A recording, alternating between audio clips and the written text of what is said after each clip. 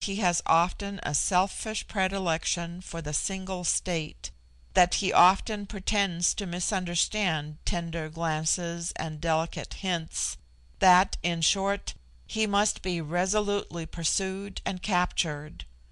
They add, moreover, that unless the Gy can secure the An of her choice, and one whom she would not select out of the whole world becomes her mate, she is not only less happy than she otherwise would be, but she is not so good a being, that her qualities of heart are not sufficiently developed; whereas the An is a creature that less lastingly concentrates his affections on one object; that if he cannot get the Gy whom he prefers, he easily reconciles himself to another Gy;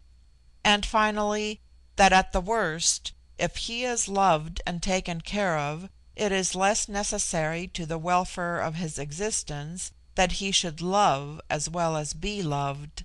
He grows contented with his creature comforts, and the many occupations of thought which he creates for himself.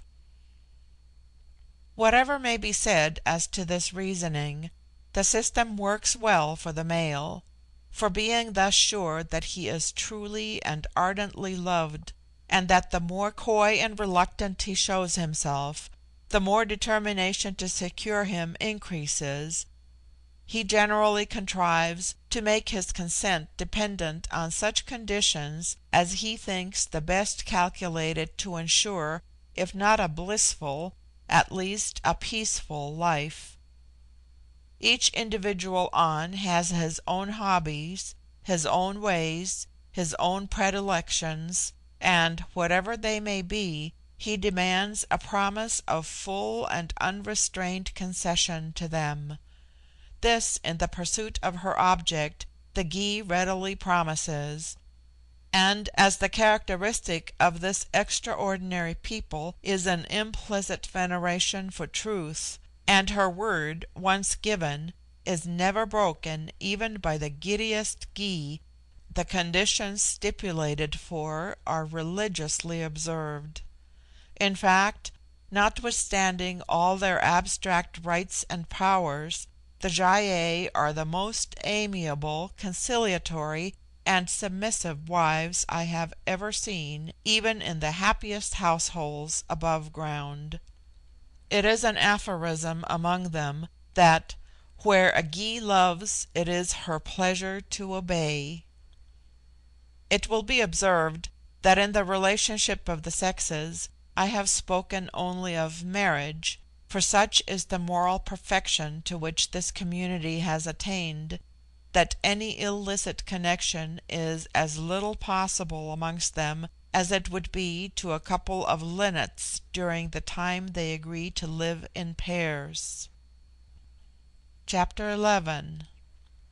Nothing had more perplexed me, in seeking to reconcile my sense to the existence of regions extending below the surface of the earth, and habitable by beings, if dissimilar from, still in all material points of organism akin to those in the upper world, than the contradiction thus presented to the doctrine in which, I believe, most geologists and philosophers concur, namely, that though with us the sun is the great source of heat, yet the deeper we go beneath the crust of the earth, the greater is the increasing heat, being, it is said, found in the ratio of a degree for every foot, commencing from 50 feet below the surface. But though the domains of the tribe I speak of were on the higher ground, so comparatively near to the surface that I could account for a temperature therein suitable to organic life, yet even the ravines and valleys of that realm were much less hot than philosophers would deem possible at such a depth; certainly not warmer than the south of France, or at least of Italy; and, according to all the accounts I received, vast tracts immeasurably deeper beneath the surface, and in which one might have thought only salamanders could exist, were inhabited by innumerable races organized like ourselves, I cannot pretend in any way to account for a fact which is so at variance with the recognized laws of science, nor could Z much help me towards a solution of it. She did but conjecture that sufficient allowance had not been made by our philosophers for the extreme porousness of the interior earth, the vastness of its cavities and irregularities, which serve to create free currents of air and frequent winds, and for the various modes in which heat is evaporated and thrown off. She allowed, however, that there was a depth at which the heat was deemed to be intolerable to such organized life as was known to the experience of the vril-ya, though their philosophers believed that even in such places life of some kind, life sentient, life intellectual, would be found abundant and thriving, could the philosophers penetrate to it. "Wherever the All Good builds," said she, "there be sure he places inhabitants. He loves not empty dwellings." She added, however, that many changes in temperature and climate had been effected by the skill of the vril-ya, and that the agency of vril had been successfully employed in such changes. She described a subtle and life-giving medium called lai, which I suspect to be identical with the ethereal oxygen of Dr. Lewins, wherein work all the correlative forces united under the name of vril, and contended that wherever this medium could be expanded, as it were, sufficiently for the various agencies of vril to have ample play, a temperature congenial to the highest forms of life could be secured.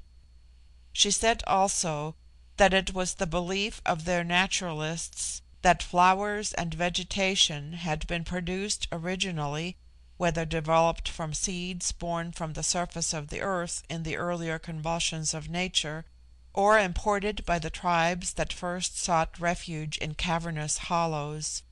through the operations of the light constantly brought to bear on them, and the gradual improvement in culture.